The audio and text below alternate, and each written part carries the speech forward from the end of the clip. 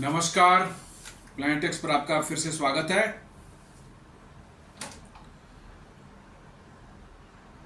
बड़ा ही मज़ेदार आजकल दिन गुजर रहा है।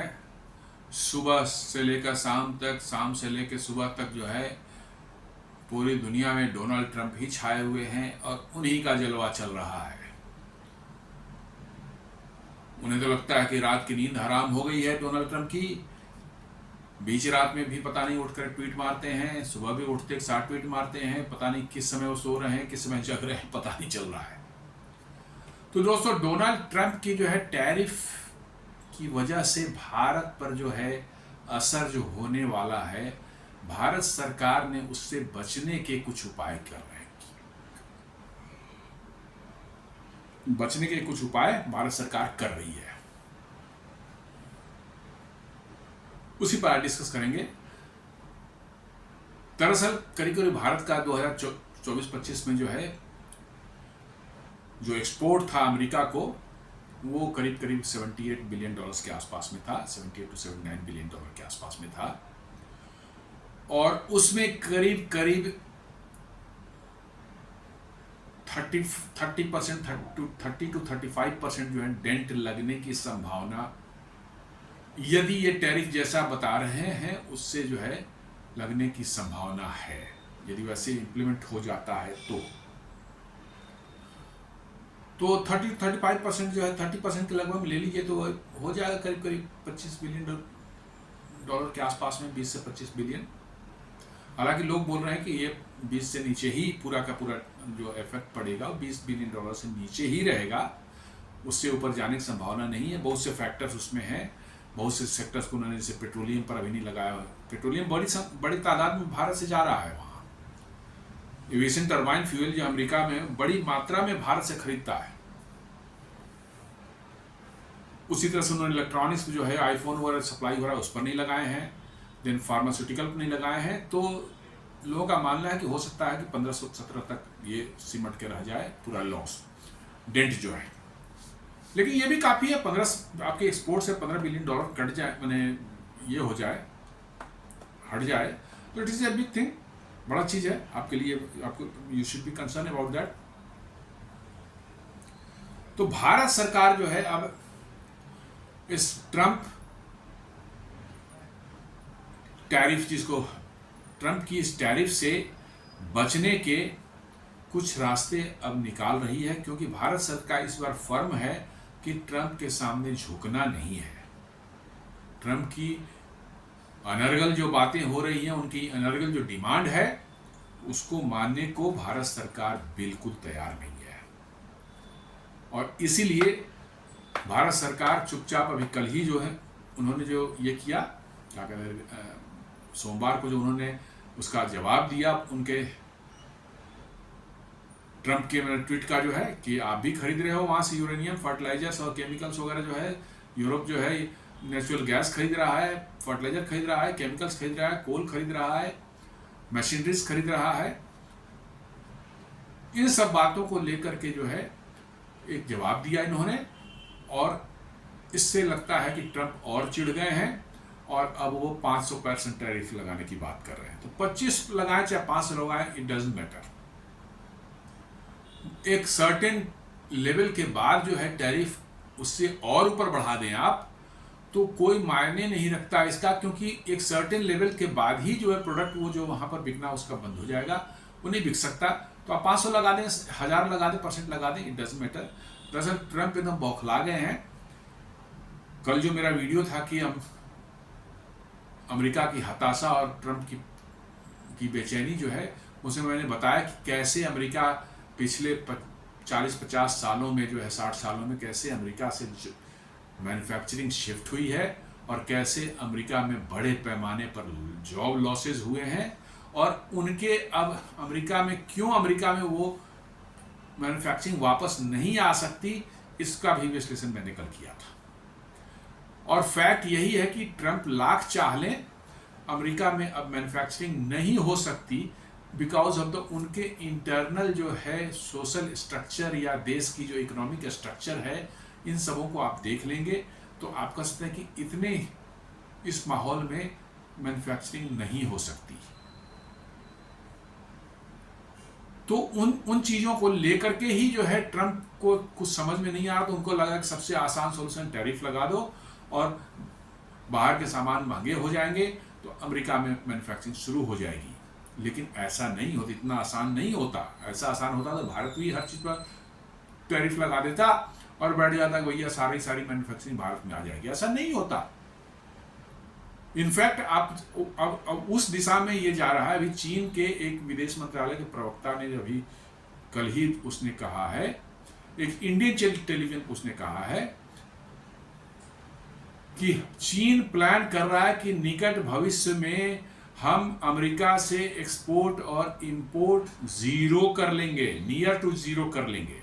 इसका मतलब है कि चीन तैयार है अपने आप को अमेरिका से डीकपल करने के लिए।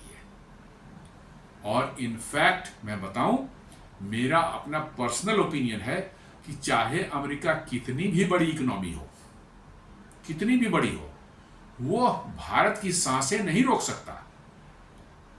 और यदि हम भी डीकपल करने को सोच लें अगले 5 साल या 10 साल में और उस पर चल पड़े, तो कोई ऐसी बात नहीं है। आप देखें 1998 में जब इंडिया ने पोखरण न्यूक्लियर टेस्ट किया था, बहुत तगड़े सैंक्शन अमेरिका ने भारत पर लगाए थे और कई साल तक, 4-5 साल 6 साल तक रहा। और उस पीरियड में आप देखेंगे भारत की जीडीपी बहुत अच्छी रही थी, काफी ज्यादा इंप्रूव हो गई थी भारत की जीडीपी सैंक्शन रहने के बावजूद भी। तो लोगों का ये कहना है, एक्सपर्ट्स ये कहते हैं कि जब जब भी भारत पर सैंक्शन लगा है, भारत में इनोवेशन एकदम बिल्कुल हाई लेवल पर पहुंच गया है। 1998 में जो उन्होंने सैंक्शन लगाए थे न्यूक्लियर टेस्ट के बाद, उस समय एक बहुत बड़ा झटका लगा था भारत को, क्योंकि उस समय तेजस एयरक्राफ्ट के लिए कंट्रोल लॉज जो हैं वो लिखे जा रहे थे, सॉफ्टवेयर उसका तैयार हो रहा था और उसमें बहुत बड़ा हेल्प अमेरिका से मिल रहा था। सडनली उन्होंने बंद कर दिया, सडनली जो उन्होंने विड्रॉ कर लिया, अपने आप बोला कि हम लोग हेल्प नहीं करेंगे, वो सारा बंद हो गया पूरा। अंत में वो सारे कंट्रोल लॉज भारत के इंजीनियर्स और साइंटिस्ट, इन लोगों ने मिलकर के लिखा। और आज के दिन में मैं बता दूं कि ये क्वाड्रिप्लेक्स मतलब कि जो है फ्लाई बाय वायर सिस्टम है, मतलब 4 तरफ से सिस्टम, एक फेल होगा तो 3 अभी भी आपकी रिडंडेंसी है, दूसरा फेल होगा फिर भी आपके, मतलब जब तक 4 नहीं फेल होंगे आपकी जो है सिस्टम नहीं बैठेगा। 4 फेलियर चाहिए। और कहा जाता है, एक्सपर्ट्स बोलते हैं कि ये दुनिया का हवाई जहाज उड़ाने के जो कंट्रोल लॉज होते हैं आजकल फ्लाई बाय वायर के जो है, उसमें टॉप पर है ये इंडिया का जो कंट्रोल लॉज है। इसीलिए आप देख रहे हो कि आज तक सिर्फ एक जो है तेजस का एयरक्राफ्ट का क्रैश हुआ है पिछले 20-25 सालों में। 2001 में पहली बार उड़ा था, आज 2025 से 24 सालों में सिर्फ एक तेजस एयरक्राफ्ट का क्रैश हुआ है, वो भी इंजन फेलियर का, not with the malfunctioning in the aircraft. तो आप देख लें, सैंक्शन के बावजूद भी जो है हमने उस कंट्रोल लॉज को खुद लिखा, तैयार किया और एयरक्राफ्ट में बनाया और एयरक्राफ्ट वो उड़ रहा है। तो सैंक्शन भारत के लिए जो है हमेशा से अच्छे से काम किया है। 1996 में जो है भारत ने जो है अपने इसरो के रॉकेट प्रोग्राम के लिए जो है रसिया से जो है क्रायोजेनिक इंजन खरीदने की कोशिश कर रहा था। रसिया से बात चल रही थी, इनफैक्ट 2-4 साल पहले से चल रही थी, लेकिन 1996 में इसकी जरूरत बढ़ गई तो काफ़ी इन्होंने कोशिश की। अमेरिका ने दबाव डाला रसिया पर, क्योंकि उस समय सोवियत यूनियन खत्म हो गया था, अमेरिका और रसिया काफ़ी नज़दीक आ गए थे। अमेरिका ने रसिया पर दबाव डाला कि आप इनको क्रायोजेनिक इंजन नहीं देंगे, इसकी टेक्नोलॉजी नहीं देनी है इनको। और अंत में रसिया को झुकना पड़ा और उसने टेक्नोलॉजी देने से मना कर दिया। खैर, बहुत मान मनोबल होने के बाद अंत में उन्होंने 6 इंजन रेडीमेड कंडीशन में भारत को बेच दिए, लेकिन टेक्नोलॉजी नहीं दी। हुआ क्या उसके बाद, भारत खुद उस पर भिड़ गया उस क्रायोजेनिक इंजन बनाने के लिए, और अगले 8 से 9 साल में वो क्रायोजेनिक इंजन बन के तैयार हो गए। क्रायोजेनिक इंजन जो है बनकर तैयार हो गया, और उसको रोकने के लिए कितनी कोशिश इन्होंने की। आप सोच सकते हैं। एक इसरो के साइंटिस्ट जो है, कौन, नारायण, नंबी नारायण जो है, जिन पर एक फिल्म भी बनी है, उनको क्यों फंसाया गया?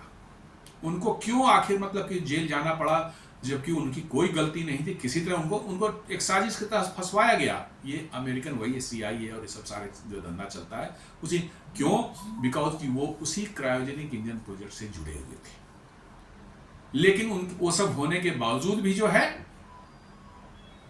वो क्रायोजेनिक इंजन बन चुका है, बन गया है, और अब उसी से हमारे जो है इसरो के रॉकेट्स जो लॉन्च हो रहे हैं। अभी जो 5-6 दिन पहले जो है निसार जो लॉन्च हुआ, निसार सैटेलाइट लॉन्च हुआ, जो नासा और इसरो के कोऑर्डिनेशन में, कोलैबोरेशन से बना है, उसमें भी वही इंडिजिनस क्रायोजेनिक इंजन काम कर रहा था, और ये फ्लॉलेसली काम किया और ऑर्बिट में सैटेलाइट चली गई। तो समस्या ये है कि आप लगाएं सैंक्शन, यहाँ पे इनोवेशंस बढ़ जाएगी। क्योंकि भारत में एक दिक्कत है लोगों के साथ, के साथ में जो है, इनके जब तक पानी नाक के ऊपर नहीं गुजर जाता तब तक इनको पता ही नहीं, कुछ सोचने का लगता ही नहीं कि इनके अंदर क्या शक्ति है। आप रामायण में भी देख लें, जो है हनुमान जी को जो है जामवंत जी जो है पहले बताते हैं कि भैया तुम्हें कितनी शक्ति है, तुम जा सकते हो श्रीलंका, तभी उनको पता चला कि हम जा सकते हैं। नहीं तो उसके पहले वो भी करें कि हम तो छोटा सा एक वानर है, हम क्या करेंगे, हमें कहाँ उतनी ताकत है कि 100 योजन समुद्र जो है हम क्रॉस करके जाएं। तो यही चीज़ भारतीयों के साथ में है। इनको जब बताया जाता है, इनको जगाया जाता है भैया आप कर सकते हैं, तो ये कर बैठते हैं। तो मैं तो कहता हूँ सैंक्शन लगा दो, लगाओ, जितने सैंक्शन लगाना है लगाओ, कोई फर्क नहीं पड़ता। मुझे लगता है कि India will emerge stronger than ever. तो अब इसको जो है ट्रंप की टैरिफ से बचने के लिए जो भारत सरकार ने जो है एक 20,000 करोड़ का एक्सपोर्ट मिशन तैयार किया है to shield India from Trump tariff. उस टैरिफ से बचने का या निजात पाने का इन्होंने एक 20,000 करोड़ का फंड बनाया है, और उस फंड का इस्तेमाल करके भारत अपने एक्सपोर्ट्स को डाइवर्सिफाई करने का, एक्सपोर्टर्स को जो है कुछ राहत देने का, उनको हेल्प करने का, ये सारी व्यवस्थाएं जो है वो करने जा रहा है। इसी पर बात करते हैं। तो ये कह रहा है, इकोनॉमिक टाइम्स बोलता है, India plans to ₹20,000 crore export promotion mission to offset US tariff impact, boost global trade. America नहीं ट्रेड करेगा, पर और तो दुनिया खड़ी है, दुनिया में और भी है, वहां पर हम ट्रेड करेंगे, क्या दिक्कत है? एक एग्जांपल मैं दूंगा आपको, जो जस्ट आज से 5 साल 7 साल पहले आप चले जाएं, पूरे अफ्रीकन कॉन्टिनेंट में सभी देशों में इनवेरिएबली चाइनीज 2 व्हीलर्स का एकदम बिल्कुल वर्चस्व था। हर जगह, कोई भी छोटा देश, कॉन्गो ले लें, नाइजर ले लें, नाइजीरिया ले लें, आप मतलब कि घाना ले लें, सब जगह विदाउट फेल जो है चाइनीज जो है 2 व्हीलर्स जो है वहां पर बिकते थे। धीरे धीरे भारत की कंपनियां बजाज ऑटो और TVS ने जो है और हीरो मोटर्स ने जो है वहां पर एंट्री करना शुरू कर दिया। इन लोगों ने एक अलग स्ट्रेटजी अपनाई। चाइना क्या करता था, पूरा का पूरा बाइक सिर्फ चाइना से इंपोर्ट होता था, वहां बिकता था। इनका कि नहीं, हम यहाँ पर जो है अलग अलग छोटे छोटे कंट्रीज में जो है, जो डिफरेंट जगहों पर असेंबली प्लांट बनाएंगे और वहाँ के लोकल लोगों को ट्रेन करके उसमें जॉब देंगे। और यही उन्होंने शुरू किया। छोटे छोटे कंट्रीज में उन्होंने असेंबली प्लांट लगाया, उसमें 2-4-500-1000 लोगों को जॉब भी मिली, और उसमें सिर्फ मैनेजर और ऊपर लेवल के लोग ही कुछ जो भारत से गए थे, सारे लोग लोकल ही थे। और पूरे अफ्रीका में आज आप देखेंगे 2 व्हीलर मार्केट से चाइना बिल्कुल आउट हो चुका है। आज अफ्रीका के 2 व्हीलर मार्केट में आपका पूरी तरह से भारतीय कंपनियों का कब्जा है। क्यों? एक तो लोग असेंबली लोकल हो रही है, उससे स्पेयर पार्ट्स की अवेलेबिलिटी में कमी नहीं होती है, और भारतीय 2 व्हीलर्स जो हैं ये हाईली रिलायबल साबित हुए हैं अफ्रीका के डिफिकल्ट टेरेन में, जहाँ पर इंफ्रास्ट्रक्चर, सड़कें वड़कें अच्छी नहीं है। वहाँ पर भारतीय जो मोटरसाइकिल या स्कूटर्स वगैरह, खासकर मोटरसाइकिल की बात कर लें, ये इतने रिलायबल प्रूव हुए हैं कि लोगों ने अपने चाइनीज बाइक को तो फिर लोग कचड़े में फेंक दिया है, क्योंकि वहाँ पर बाइक्स जो होते हैं, 2 व्हीलर्स जो होते हैं, वो कम्यूटिंग का मेन साधन है, भाड़े पर लोग चलते हैं। जैसे इंडिया में जो है रैपिडो वगैरह जो है बाइक वगैरह सर्विस जो देते हैं, वही अफ्रीका में वर्षों से चल रहा है इस तरह से। तो आज के दिन में जो है, और उसमें चाइनीज बाइक से कहीं रास्ते में ब्रेकडाउन हो गया, कोई देखने वाला नहीं, कोई सर्विसिंग का सुविधा नहीं है, वो उनकी लाइफ भी बहुत कम है, 1-1.5 साल के अंदर में दम तोड़ देते थे। इंडियन बाइक से 5-5, 7 साल, 10-10 साल तक चलते हैं। तो पूरे अफ्रीका में जो है 2 व्हीलर मार्केट में भारतीयों का कब्जा हो चुका है। वाई? बिकॉज की रिलायबिलिटी प्लस आपका फेयर डीलिंग है, आपने वहाँ के लोगों को जॉब दिए हैं और उनकी एक विश्वसनीयता आपकी बन गई कि भाई नहीं, ये चीटिंग नहीं कर रहे हैं, यहीं बना रहे हैं, यहीं मैन्युफैक्चर कर रहे हैं, हमें नौकरी मिल रही है और उनके प्रोडक्ट भी अच्छे हैं। तो आप डाइवर्सिफाई, अमेरिका के डर से जो है हम बैठे रहेंगे, ऐसी बात नहीं। हम डाइवर्सिफाई करेंगे, अलग अलग देशों में डाइवर्सिफाई करेंगे, और अमेरिका से जो लॉसेज होंगे उनको हम मेकअप कर सकते हैं। अगस्त 25 में जो ट्रंप ने जो है लगाया है 25% का टैरिफ, इससे जो है कुछ ट्रेड इम्बैलेंसेज और नेशनल सिक्योरिटी का जो उन्होंने आर्गूमेंट दिया है कि इसके कारण हमने लगाया है, इससे जो हमारे मेन जो सेक्टर्स जो इन्वॉल्व होने वाले हैं, जिनको ज़्यादा इम्पैक्ट पड़ने वाला, थोड़े बहुत तो सब पर पड़ सकते हैं लेकिन ज़्यादा बहुत सिग्निफिकेंट नहीं है। जो ज़्यादा इम्पैक्ट पड़ने वाले हैं हमारे सेक्टर हैं टेक्सटाइल एंड गारमेंट्स, क्योंकि हमारा टेक्सटाइल का 40% अमेरिका मतलब कि जो एक्सपोर्ट होता है। जेम्स एंड ज्वेलरी, इसका भी बहुत बड़ा पार्ट जो है अमेरिका एक्सपोर्ट होता है। Sea food exports, then spices का अमेरिका के लिए सबसे बड़ा जो सोर्स अमेरिका ही है, इंडिया ही है। Then engineering goods, auto components and electronics. हालांकि इलेक्ट्रॉनिक्स को अभी उन्होंने जो है इससे बाहर, जैसे फार्मास्यूटिकल है वैसे इलेक्ट्रॉनिक्स को भी उसका टैरिफ से बाहर निकाल रखा है, क्योंकि बड़ी तादाद में पिछले 1-2 सालों से जो है आईफोन्स वगैरह जो है अमेरिका में जाना शुरू हो गए हैं। और अमेरिकन तो आईफोन की इस कदर दीवाने हैं कि जैसे आईफोन ना रहे तो उनकी सांस रुक जाएगी। तो उसको लेकर के जो है उन्होंने टैरिफ उस पर शायद नहीं लगाया है। जैसा मैंने बताया कि 2024 में जो है $78 बिलियन का आपको एक्सपोर्ट इंडिया का था, और इसमें 35%, 30 से 35% तक का डेंट लगने की संभावना है। अब what is the export promotion mission, यदि हम इसको समझें तो it is a multi ministerial initiative, माने बहुत से मिनिस्ट्री, सिर्फ एक मिनिस्ट्री नहीं, बहुत से मिनिस्ट्रीज इसमें इन्वॉल्व हैं। Being launch by the government of India, aiming to inject 20,000 crores, about $2.4 billion over 5 to 6 years। किस लिए दे रहे हैं ये किया जा रहा है? To provide target relief to exporters. जो हमारे एक्सपोर्टर्स हैं जो इफेक्ट हो रहे हैं इस सब टैरिफ वगैरह से या दुनिया में, उनको कैसे रिलीफ दिया जाए, डिफरेंट वेज से जो है, डिफरेंट तरह से जो है उनको रिलीफ दिया जाए, ताकि उनकी एक्सपोर्ट करने की पोटेंशियल और बढ़ सके। प्रमोट इंडिया ब्रांड इंडिया को प्रमोट करना है पूरी दुनिया में। एग्जीबिशंस हैं, एम्बेसीज जो हैं वहाँ पर रोड शोज कर सकती हैं, और सेमिनार्स और इस सब टाइप की जो इंडिया के ब्रांड्स को प्रमोट करने का जो काम होता है उस पर जोर दिया जाए, उस पर खर्च किया जाएगा। देन डाइवर्सिफाइड डेस्टिनेशन, आपको डेस्टिनेशंस जो हैं अमेरिका पर ही डिपेंड रहने से सबसे बड़ा खतरा यही है। आप किसी एक देश पर डिपेंड न एक्सपोर्ट के लिए रहिए न इंपोर्ट के लिए रहिए, आपको अपना डाइवर्सिफाई करना है। जैसे क्रूड में ही जो है हम इंपोर्ट के लिए आज हम लोग 40 देशों से मंगा रहे हैं, करीब थोड़ा यहाँ से थोड़ा वहाँ से। एक जगह गड़बड़ियाँ हुई भी तो कोई दिक्कत नहीं, दूसरी जगह से मेकअप हो जाता है। उसी तरह से एक्सपोर्ट में भी आपको डाइवर्सिफाई करना है। अमेरिका हमारा मेन मार्केट नहीं रहना चाहिए। हम पूरी दुनिया में मतलब कि जो है इसको बेचें, थोड़ा करके ही बेचें, लेकिन सारी दुनिया में बेचें। तो अमेरिका पर डिपेंडेंसी, किसी एक देश पर डिपेंडेंसी हमें कम करनी है, तो हमें डाइवर्सिफाई करना है। इम्प्रूव ईज ऑफ एक्सपोर्टिंग, देश में के अंदर में ही जो एक्सपोर्ट करने के नियम हैं, कानून जो बने हुए हैं या और चीज़ें हैं, प्रोसीजर्स जो बने हैं, उनको आसान किया जाए ताकि एक्सपोर्टर्स को कोई दिक्कत ना हो, और नए लोग भी जो एक्सपोर्ट करने में जुड़ना चाहते हैं उनको भी आसानी हो। Offset losses from new protectionist moves specially by the US, और जो लॉसेज जो उनको हो रहे होंगे प्रोटेक्शनिस्ट मूव, यूएस के जो मूव अभी हुए हैं, उससे जो लॉसेज हैं उनसे कैसे उनको रिलीफ दिया जाए, इस पर भी काम करेंगे।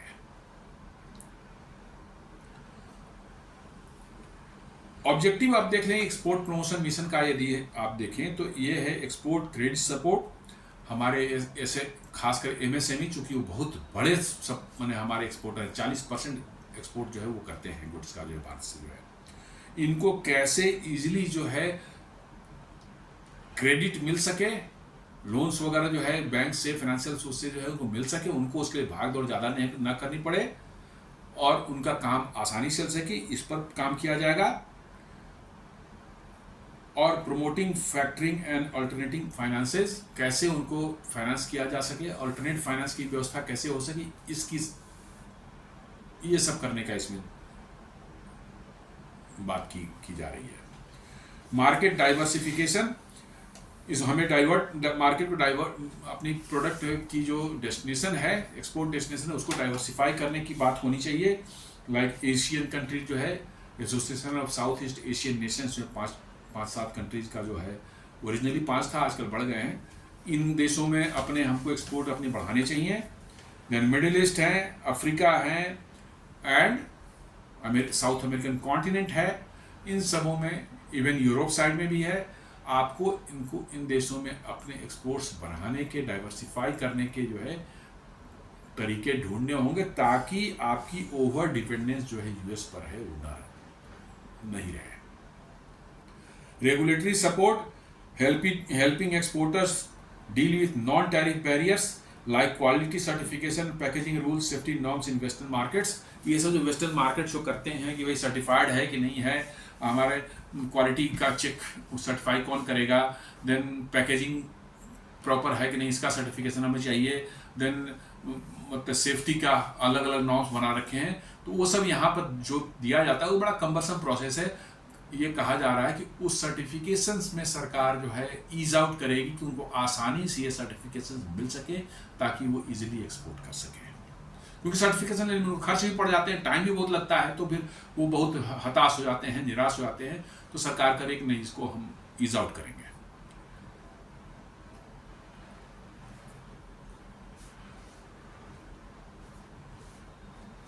देन ब्रांड इंडिया प्रमोशन करना ही है। ब्रांड इंडिया प्रमोशन जो है, एग्जीबिशंस है, एम्बेसीज जो है, इन्फ्लुएंसर्स हैं, ट्रेड फेयर्स लगा सकते हैं बाहर में, जो एम्बेसीज के थ्रू जो है सब हेल्प दिया जाएगा बाहर दूसरे देशों में करने के लिए।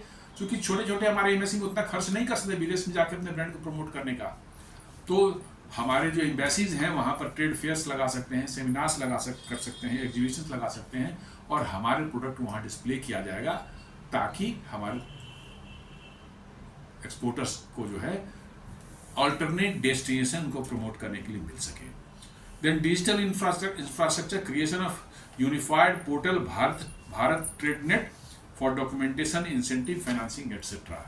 एक भारत ट्रेड नेट करके जो है एक डिजिटल प्लेटफॉर्म बनाया जा रहा है, जिस पर जो है उनकी सारे सबों की डॉक्यूमेंटेशन कंप्लीट रहेगी, अवेलेबल रहेगी ऑनलाइन, और उनको इंसेंटिव्स क्या दिए जाने हैं, कितना मिला इंसेंटिव पहले है और आगे क्या मिलना है, ये सारी डेटा उस पर रहेगी।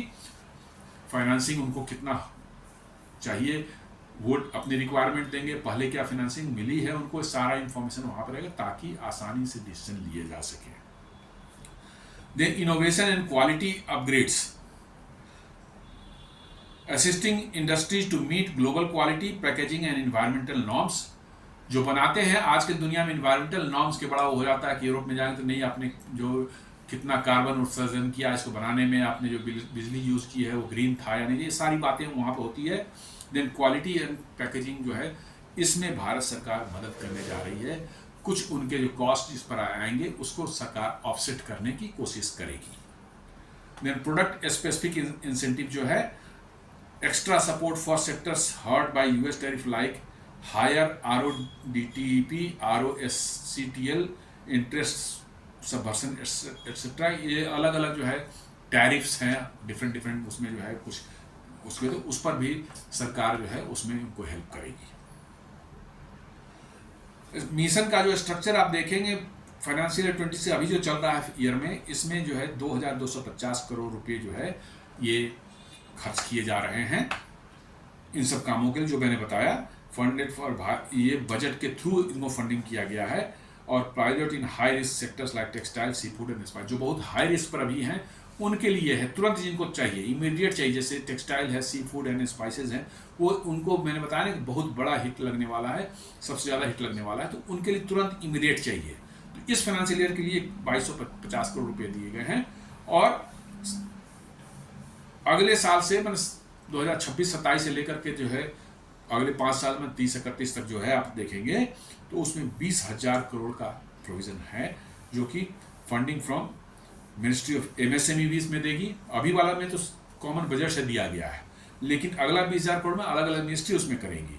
मिनिस्ट्री ऑफ एमएसएमई इसमें हेल्प से भी फंडिंग होगी, देन एग्जिम बैंक से होगी, कॉमर्स मिनिस्ट्री से होगी, और पब्लिक प्राइवेट पार्टनरशिप भी इसमें फंडिंग करेगा।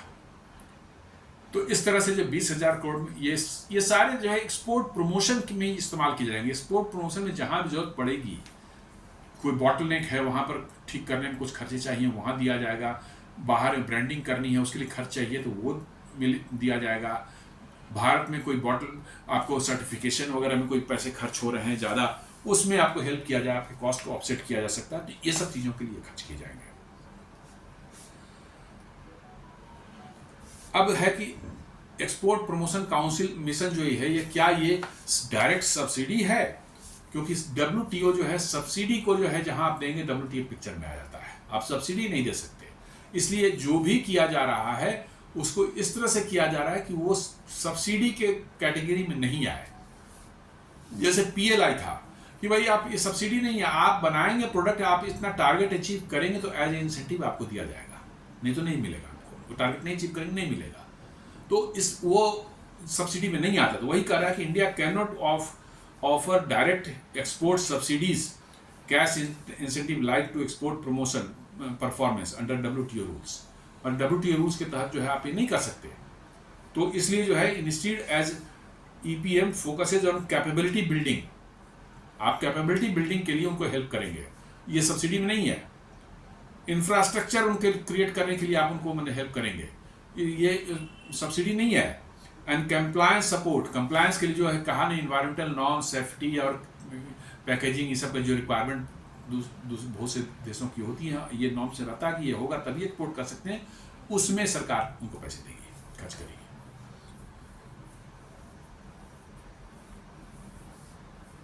देन एक RODTEP जिसको बोलते हैं, remission of duties and taxes on exported products, ये भी इसमें सरकार खर्च करेगी। देन इंटरेस्ट इक्वलाइजेशन स्कीम जो है एक है, उस पर भी उनको सपोर्ट दिया जाएगा गवर्नमेंट की ओर से। एंड PLI भी दिया जाएगा, प्रोडक्टिविटी लिंक्ड इंसेंटिव, कि आप इतना तक एक्सपोर्ट कर देंगे, ये टारगेट आपका, उससे बियॉन्ड आपने कर दिया तो आपको इतनी इंसेंटिव दी जा सकती है, उसके लिए पैसे खर्च किए जाएंगे। और इसको integration with trade negotiations, EPM जो है complements India's strategic goals, ongoing bilateral trade agreement talks with US।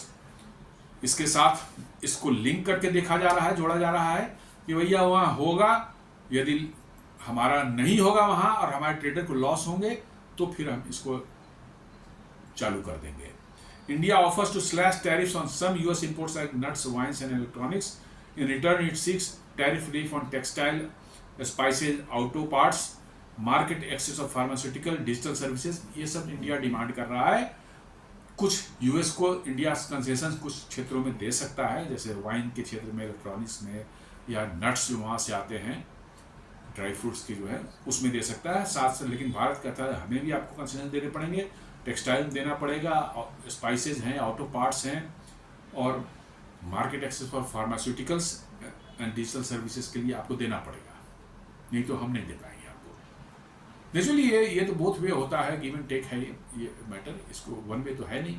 इसलिए जो है इसके लिए जो है ये मिशन जो एक्सपोर्ट प्रमोशन मिशन है, ये रेडी कर दिया गया कि यदि ट्रेड निगोशिएशन फेल हो जाता है और हमारे एक्सपोर्टर्स को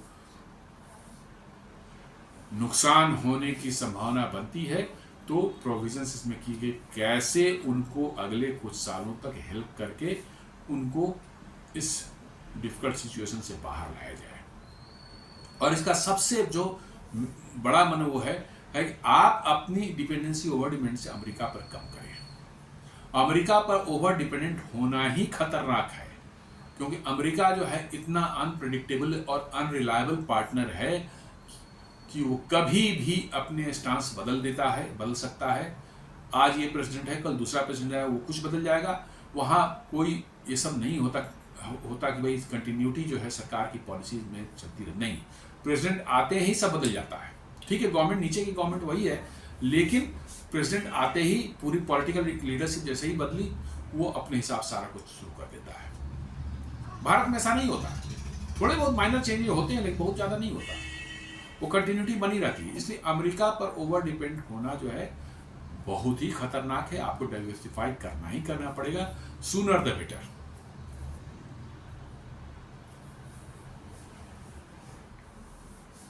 इम्पैक्टेड सेक्टर्स हैं, रीजनल हिट जो है, टेक्सटाइल जो है, हमारे हाई टैरिफ्स की वजह से जो है 40% जो है हम गारमेंट्स जो है यूएस को एक्सपोर्ट करते हैं, तो ये बहुत बड़ा एक हिट लग सकता है, जो कि हमारा 12-13 बिलियन डॉलर का मार्केट है। मतलब जो है टेक्सटाइल हम लोग एक्सपोर्ट करते हैं, तो वहाँ पर हिट लग सकता है अच्छा खासा। सी फूड में आप देखें, shrimp export face competitive disadvantage against Vietnam, Thailand. जो इंडिया से श्रिम्प वगैरह जो एक्सपोर्ट होता है, सी फूड एक्सपोर्ट होता है अमेरिका, वहाँ पर थाईलैंड और वियतनाम जो है उन पर टैरिफ कम लगाया गया है, तो हमारे जो है एक्सपोर्ट जो है वो डिसएडवांटेज फेस करेंगे वहाँ पर, और उनको मतलब समस्या आ सकती है। जेम्स एंड ज्वेलरी, ये बहुत बड़ा सेक्टर है, जहाँ सूरत एंड मुंबई जो हमारा इसके लिए हब है, उनको नुकसान होने से मान, क्योंकि जेम्स एंड ज्वेलरी अमेरिका में बहुत बिकता है। क्योंकि हाई इनकम ग्रुप कंट्री है, तो वहाँ पर जेम्स एंड ज्वेलरी खर्च भी लोग करते हैं, तो हमारा majority of the James and jewellery जो वहीं जाता है, और इसलिए जो है उसको भी हिट लगने की संभावना है। स्पाइसेज है, गुजरात को लॉस हो सकता है, वो Cummins and isabgol, cilium husk exports affected. अब बहुत से स्पाइसेस बाहर से जाते हैं, तो स्पाइस के मामले में इंडिया तो किंग है दुनिया का, तो वहाँ पर स्पाइस सेक्टर को भी अच्छा खासा हिट लग सकता है।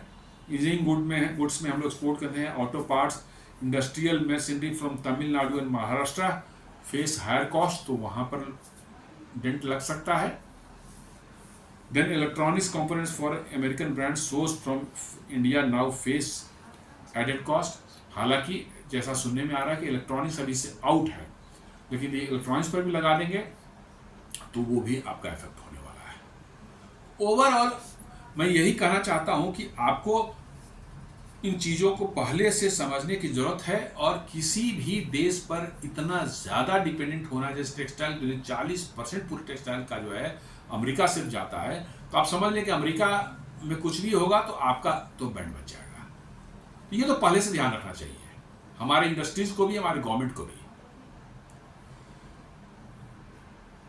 International strategy look beyond the US का आगे भी आप देखें, अपना रास्ता खोजें। India is mobilising missions in Asian, Gulf, Africa and Latin America to explore alternate buyers. मतलब कि इन जगहों पर एक मिशन चल रहा है भारत की ओर से, एशियन कंट्रीज में, गल्फ कंट्रीज में, अफ्रीका में एंड लैटिन अमेरिकन कंट्रीज में, ताकि हम अमेरिका से अपनी जान छुड़ा सकें। Embassies are working with export promotion councils to match Indian exporters with global procurement chain. Global procurement chain जो अलग अलग देशों में है, उससे जो है भारतीय एक्सपोर्टर्स को जोड़ने की कोशिश की जा रही है, और इसमें काम कर रहा है हमारे एम्बेसीज जो हैं अलग अलग देशों में, जो है हमारे दूतावास हैं, वो काम कर रहे हैं। Trade fair, digital business to business platform and bilateral chambers are being used aggressively. ये सब जो मीन्स होते हैं अपने आप प्रोडक्ट्स को प्रमोट करने के लिए, वो सब ट्रेड फेयर हो गया, बिजनेस टू बिजनेस प्लेटफॉर्म हो गए, या बायलैटरल चैम्बर्स ऑफ कॉमर्स जो होते हैं डिफरेंट कंट्री मिक्स होकर अलग अलग कंट्रीज़ के जो हैं, वहाँ पर हम कोशिश की जा रही है कि हमारे प्रोडक्ट्स जो हैं उनकी विजिबिलिटी बढ़े और दुनिया उनकी तरफ अट्रैक्ट हो।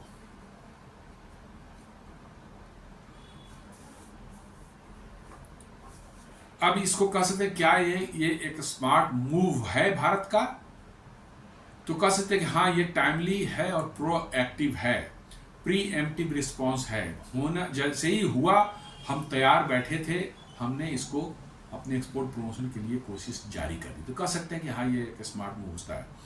लॉन्ग टर्म विजन, ये सिर्फ अभी अमेरिका वाला टैरिफ वाला लेकर के नहीं है, इसमें लॉन्ग टर्म विजन रखा गया है कि फॉरगेट अबाउट टैरिफ, हमें लंबे समय में कैसे अपने एक्सपोर्ट्स को बढ़ाना है, डाइवर्सिफाई करना है, ताकि ये रिसिलियंट हो जाए किसी एक देश के एक्शन से। जो है एक दो देशों ने कुछ एक्शन लिया भारत पर तो उससे कोई फर्क न पड़े, ये एक लॉन्ग टर्म विजन है। और ये साथ साथ जो है सपोर्ट्स आत्मनिर्भर भारत, आप प्रोडक्ट बनाएंगे एक्सपोर्ट के लिए तो नेचुरली वो प्रोडक्ट भारत में भी कंज्यूम होगा, तो आपके बाहर से भी सोर्सिंग उसकी हो रही है तो आप उसकी आपूर्ति देशी सोर्स से करेंगे, तो ये आत्मनिर्भर भारत को ही सपोर्ट कर रहा है। और मेनली ये टारगेट किया जा रहा है एमएसएमई, क्योंकि हमारे सबसे बड़ा एक्सपोर्टिंग जो ग्रुप है वो एमएसएमई है। उनको जो है कोशिश की जा रही है कि कैसे वो दूसरे देशों के कंप्लायंस और उनके जो अलग अलग जो रिक्वायरमेंट होती है, एनवायरमेंटल कंप्लायंस है, सेफ्टी कंप्लायंस, इन सबों को कैसे उनमें हेल्प करके उनको कंपेटेबल बना दिया जाए ताकि उनके प्रोडक्ट आसानी से एक्सपोर्ट हो सकें। और साथ साथ WTO कंप्लायंस जो है, कैसे हम जो उनको हेल्प कर रहे हैं वो सब्सिडी के कैटेगरी में ना आए, ये सारी चीज़ें की जा रही हैं। उम्मीद करते हैं कि अगले आने वाले सालों में जो है अमेरिका पर हमारी डिपेंडेंस कम होगी, और जितनी अमेरिका पर डिपेंडेंस कम होगी उतनी अच्छे से चैन की नींद आप सो सकेंगे। तो दोस्तों एक छोटा सा एक विश्लेषण था आज का, जो कैसे अमेरिका के जो टैरिफ ट्रंप ने लगाया उससे बचने के लिए या उससे को मिटिगेट करने, रिस्क को मिटिगेट करने के लिए भारत सरकार क्या करने जा रही है, उस पर एक छोटा सा एक विश्लेषण था। उम्मीद है ये आपको पसंद आया होगा। आपसे उम्मीद है कि आप हमारे वीडियोस को लाइक करेंगे, फ्रेंड्स एंड फैमिली के साथ शेयर करेंगे, हमारे चैनल को सब्सक्राइब करेंगे और बेल आइकन दबाना बिल्कुल नहीं भूलेंगे। धन्यवाद।